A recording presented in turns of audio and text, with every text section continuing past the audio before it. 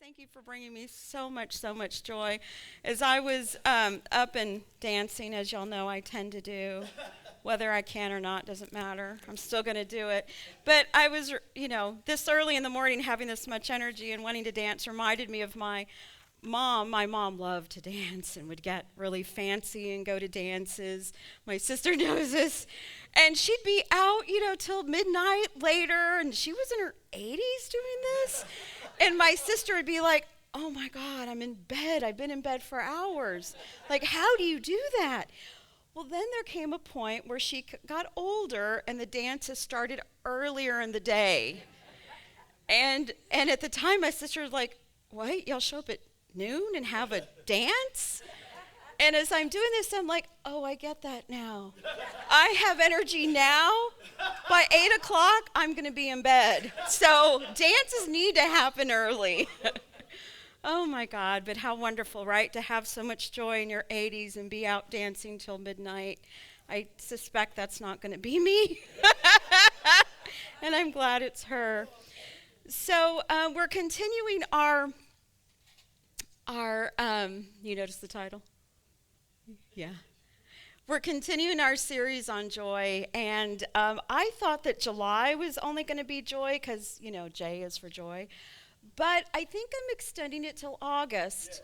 Thank you for saying that, because those of you who are following this book with me know that there is so much goodness in this book, and the book is, so that you know, the Book of Joy.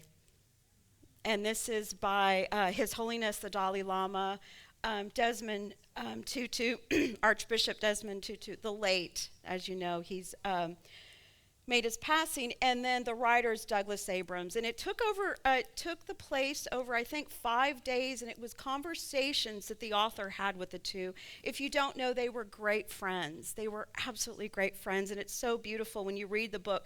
You can see their friendship, and it has pictures of them, and they just would come together and be like these mischievous children together, and they had so much joy. And you see that in any pictures of them or interviews with them, is like they just kind of needle each other in these fun and joyful ways. And so I'm going to continue it because there's so much good here. And what I said last week, I'll continue to say, and what I want to share is that when we talk about joy, we're not talking about a shallow kind of joy, right? We're not talking about the fleeting kind of joy. We're talking about the joy that is always available to us when we choose to see it, to practice it, to prioritize it. Because as you know, living this life, this human existence, is that, I'm sorry, y'all, that it's cold. People need, sorry, I see people in the back grabbing blankets. I still have hot flashes, so when those go away, the temperatures won't be so cold. So, which just means I'll get older. But anyway, which is supposed to be joyful, right? Anyway, so my point is that the joy is the essence of us, right? It's our divine inheritance. It's our birthright. It's the core of us. And yet it's so easy to forget that when the hardship comes, right? It's just so easy to just like, yeah, there isn't anything joyful here. But when we continue to practice it, it will show up. It will be there because we've practiced it, right? That's the idea about joy. So here's the other thing that's so beautiful about this book. You probably know that neither one of these spiritual leaders are strangers to suffering. Y'all know that, right? They both have endured tremendous suffering. His Holiness the Dalai Lama left the Tibet because it was invaded. So he's been a political exile, a refugee for 60 some years. I mean, imagine leaving your homeland and your people having to leave because of threat of invasion and killing and all those things. And what he said, and I shared this last week, is he says, but you know what? It's been good. I've had opportunities to learn. I've had opportunities to grow. Had this not happened to me, I would have been in a golden cage. Isn't that beautiful? Because life teaches us, right? And life grows our practice. That's the point. And Archbishop, y'all know Desmond Tutu, also no stranger to suffering, living in apartheid South Africa for more than 50 years, which y'all know was the institutional political system of the minority of Afrikaners, the whites, oppressing the blacks, which meant just awful job conditions, living conditions. And he lived through that, right? And then he was on the Truth and Reconciliation Committee, that Nelson Mandela. So neither of them are strangers to suffering, and yet they continue to practice joy, live joy. And in its simplest terms, it's the idea that, yes, hard times come, but it isn't going to be my permanent address, right? I'm not going to, get a tent and live here. That's the biggest piece. I'm just going to let it be what it is and know I can still choose joy, peace, and all of the good that's already here. It reminds me of Apostle Paul. Remember in Philippians 4, he does not say rejoice when everything is easy. That's not what he says. He says rejoice in the Lord always, always, no matter what. When we're in the waiting room, when diagnosis comes, when relationships are hard, when money's tight, we still practice that. We still choose that idea of rejoicing and knowing that good is always here for us. So spiritual life, as you know, does not mean that we're not going to experience hard times, right? Unity proposes that it's a practice and it's a choice. It asks us to begin in unity, to begin our daily, when we wake up in the morning, to know our principle one, to know that God is the universal energy, always, everywhere, and the nature of God is good. We are made in that image and likeness so that we are good, we are sacred. And this, choosing joy, is our third principle, right? It's noticing our mind, noticing the thoughts, not denying the thoughts, not pushing them away, but rather noticing them and noticing this does not have power over me. That's the biggest piece. This does not have power over me. It's so easy to believe whatever it is does, right? So how about this? Our affirmation, I always give you an affirmation. And this week, it's my thoughts shape my reality. How about we say, shape my reality? Let's say it again. My thoughts shape my reality. And this time, just take a moment to breathe it in and feel it in all of your body. And that is, my thoughts shape my reality. And it's very simply what I choose to feed, the way I feed my mind is what will shape my reality. We all know that, right? We absolutely know that.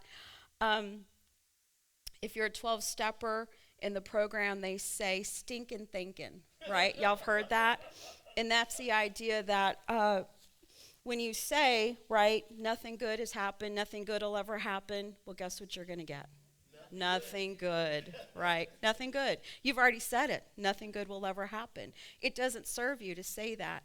But to say, my thoughts shape my reality, again, we choose not to let them have power over us. So if we want to experience more joy, we prioritize it. We choose to see it, even in the smallest of moments. I was remembering a time when I was living in a small town in Iowa, and I would ask people, how are you doing? And they would say, busy. And then I'd ask somebody else, how are you doing? And they would say, busy. Thomas goes like that. And maybe other people always said that. For some reason, that time in my life, I really honed in on it and heard it. I mean, maybe people here say that. I don't know. But I was like, you're more than just busy, right? You're not just busy. But that's what they said, I'm busy. And so I think to myself, how often do we come to one another and say, hey, what's bringing you joy today? Or, hey, what brought you joy yesterday, right?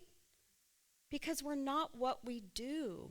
We're also, the essence of us is joy. What's bringing joy? It can be something really small. For me, it's a cup of tea and a piece of dessert, right? Really small. Homemade dessert. Perfectly steeped tea. Maybe not that simple, right? So here's what I want to share, is I want to share what His Holiness the Dalai Lama and Archbishop Desmond Tutu say. And that's what we're going to cover today. One is we have to build mental immunity. Now, doesn't that sound like what we worked on last time? Resilient mindset. It's the very same thing. It's our third principle. It's all the same thing, right? Just different words. So I want to look at how we build that mental immunity, or even what it means. And then second, I want to look at fear and frustration and how to overcome them. Because we will always feel fear and frustration. It's just how we're made. But what do we do with it? How do we overcome it? So let's begin. Whew, that was long-winded, y'all. So, sorry about that. Here's what the Dalai Lama says. Much of our unhappiness originates within our own mind and heart. Take that in. Much of our unhappiness originates with our own mind and own heart. Now, when he opened this book, one of the things he said is we educate children, or our education system is meant to tells us that the outside world is what's going to give us value, right? That the more material success we have, the more that we will be happy. And what he says is we need to be intentional and have an education regarding the inner resources and building the inner life. That's what's going to bring us joy. And if you're here this morning, you know that. You've committed to that inner life, that spiritual life, building your inner resources. Otherwise, you would not be here. You'd probably be shopping, right? But you've chosen this. You've chosen to be here with this. So he continues and says, by mental immunity, and y'all, I know have noticed this, some thoughts and emotions are toxic and harmful, and others are healthy and supportive, right? And build immunity. And it's not that he's saying, don't feel your feelings, don't think the thoughts. That's not what he's saying. He's saying, be aware of what supports you and what doesn't. And also, don't build the tent and make the toxic, harmful thoughts the permanent address, right? Move to the healthy and encouraging. And that's what I love in our practice. We have denials and affirmations. One of the things I like to do is put my denial on one side of the index card and on the other side have the affirmation. And the denial is the thought that isn't serving me. That's what the denial is. It's not that it's not happening. It's that it doesn't have power over me. But when I turn it, I can go to what's healthy, what's supportive. I can go to the truth, right? The truth is there's one God. The truth is that God is good. The truth is I'm good. The truth is my thoughts shape my reality. That's the truth. So that's what he says about that. And he says that when we have that healthy, healing thoughts, that mental immunity, that whatever comes our way, those small disturbances, they don't bother us. Have you ever noticed that? When you're in a good place, when you're rested, when you have eaten, how about I'll say that for me? When I've eaten, I'm not feeling frustrated. When I'm rested, I'm not feeling frustrated. Small things come and they don't bother me. That's the mental immunity, right? That's the practice of giving your mind those thoughts that actually work. So that's mental immunity. Then he says, part of the practice is distinguishing between the rational and the emotional. At the rational level, we can accept that this, whatever it is a serious problem that we must deal with. At the emotional level, we can keep calm. And he uses the ocean as a metaphor. The ocean has many waves on the surface, but deep down, it is very calm. With mental immunity, this is what we experience. This is the third principle in action. That's beautiful, right? It's the idea that my thoughts shape my reality. On the rational level, I see that this is happening. Whatever it is, it's disturbing me. Yes, it's happening. However, I know that I can choose to move through this from my divine understanding. With God, all things are possible, right? That's mental immunity. Okay, now we're going to move to one obstacle, which is fear. We're going to look at two obstacles. First is fear, second is frustration. So, fear asks, what if, right? What if I fail? What if they leave? What if I cannot handle it? What if the worst happens, right? Fear begins, and if you notice, like it goes on and on and on. There's no stopping, right? Until you choose to get off the hamster wheel, the carousel ride, the bus, whatever it is. It takes tomorrow's uncertainty, and what does it do? We use today's strength on tomorrow's uncertainty rather than using, how about I use today's strength and trust?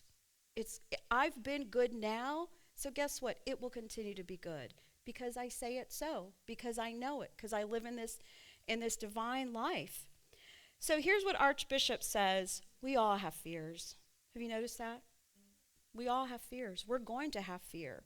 This is the human experience. I remember when I used to, and I've shared this with y'all, my experience with fear and anxiety, and Thomas would say, fear is a good thing. It's what keeps you safe. And that's exactly what Archbishop Desmond Tutu says. He's like, we all have them. It keeps us safe. And the author asked him, how did you live during apartheid? Right? During apartheid, he would have had, because keep in mind, anybody like Jesus who's going to go against an authority, a powerful structure, what do they have but an X on their back, right? And so that's what he had. And so basically, he had frequent death threats. And the author said, how did you do it during those dark days of apartheid? Because he was speaking against apartheid. His response was, well, one did not do silly things like stand in front of a lit window at night. But one had to say to God, if I am doing your work, you better jolly well protect me.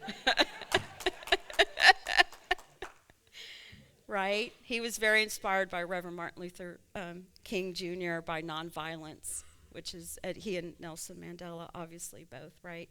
So he's like, you're going to protect me. I'm doing your work, which is beautiful. So what has helped me with my irrational fear and anxiety? Prayer, meditation, knowing something greater than me is moving in my life, showing up for spiritual community, right? Being with others, being of service. Because here's the perfect thing about being of service. You can no longer be in your small self, right? Thinking your small thoughts of fear. You're actually serving someone else, and that brings connection, that brings joy. I would not be here if it were not for that. That's what brought me here, and I'm so grateful for that. I'm so grateful. 2 Timothy 1:7 reminds us, God has not given us a spirit of fear, but of power and of love and of a sound mind. A sound mind is not a mind that never trembles. It is a mind that knows where to return to center, to return to the divine presence, to return to the truth that we are held always. The sound mind is the resilient mindset. The sound mind is mental immunity. The sound mind is our affirmation. My thoughts shape my reality. That's the sound mind. Not living from the chaos, but the deep peace in the ocean. So I want you to ask yourself, what fear have I been feeding? And what can I practice right now? What fear have I been feeding? And what can I practice now? So the next obstacle that I know all of us feel at times, I'm not the only one, and that's frustration. Right? Anybody feel frustration? Here's the thing about frustration. It comes when reality refuses to obey our schedule. Right? That's frustration. Anytime you're fighting what's right there in front of you, reality, you're going to just be frustrated, right? That's why we practice non-resistance. Just don't fight it, accept it. The more you accept what's already here, the happier and joyful you will be, right? That is what that is, frustration. We had a plan, but life interrupted it. We expected progress, but delay showed up instead. I know that one too well, and I'm going to talk about it. There was a time in our lives when Thomas and I didn't even tell you I was going to share this, but Now you know. Thomas and I felt like our lives, our careers were not moving forward at the pace that we wanted them to. I got an illness that took me a year and a half to recover from, that delayed some of our plans, career plans, second baby plans. And at the time we lived in a small townhome, and we intended it to be just a short period of time. It turned out to be way more years than we expected. It was nice. It was really small. And when I say small, and we still joke about it, Thomas, Theo, and I, there was an entryway that we say it was the entryway, but also the entrance to the bathroom. It was the entryway, but also the entrance to the living room. It was the entryway, but Chris remembers, but also where you took the first flight of stairs. It was the entryway and also pantry. All of that in one entryway. It was. But we were safe there, and really and truly, we were happy there. And we were frustrated because we were there longer than we intended. We expected to launch a little bit quicker than we had, right? And so we moved out. We're now in our home that we live in now. And Thomas wrote a text. He was at that home, and he was taking things down. I couldn't be there because I was in school. May my ministers not know that I was texting while I was in school. But anyway, he wrote me a text, and he said some very choice words. I can't quite say them now, but he said, "We are leaving," words that began with the S and had whole after it. "We are leaving S whole. We are leaving this S whole." I don't have to tell y'all what it means. Here's the beautiful... Did you say you don't get it? I'm familiar with the word. Okay. Okay. Because he said, we are leaving this. Here's what I got. We are leaving situation hope.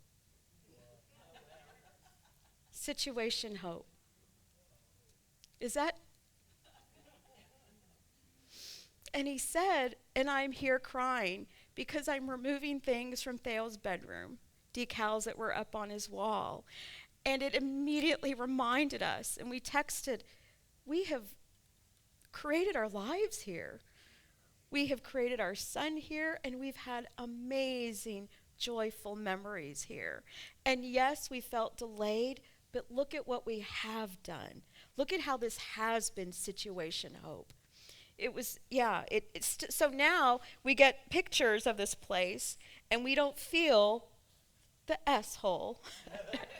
We're reminded of situation hope, right? We're reminded of that. I see pictures, I'm like, oh, Theo was small, he's always smiling. There's pictures of us, we were always smiling.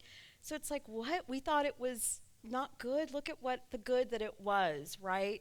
The good that comes, the good that was already there. It's just beautiful.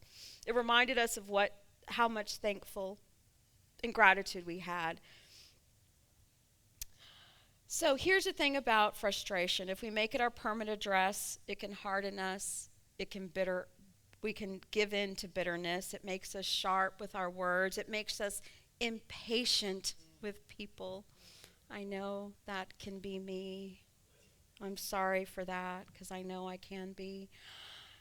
So here's something else. It closes off to the good, right? To grace. Here's something that Paul says another quote that I love.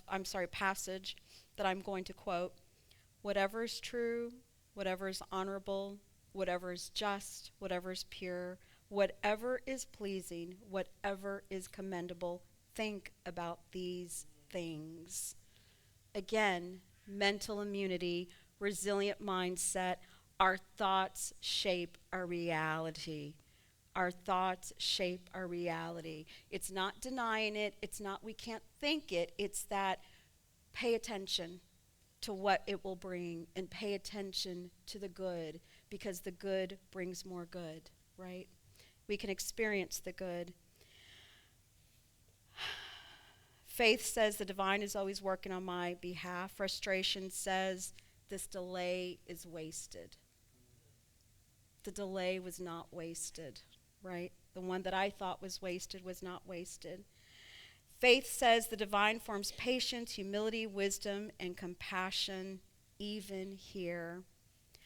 Be transformed by the renewing of your minds. That's one that I say often to myself. Renewing of your minds, mental renewal, mental immunity every single day. Will I rehearse resentment? Will I rehearse frustration, anger, or will I practice gratitude? Will I focus on what is blocked, or will I notice where grace is already always flowing? So think about it yourselves. Where have you let frustration narrow your vision? What good thing is the divine inviting me to notice? Instead of the S-hole, we can choose to always see situation hope at work, right? Situation hope. Thank y'all. Thank y'all. And I would like to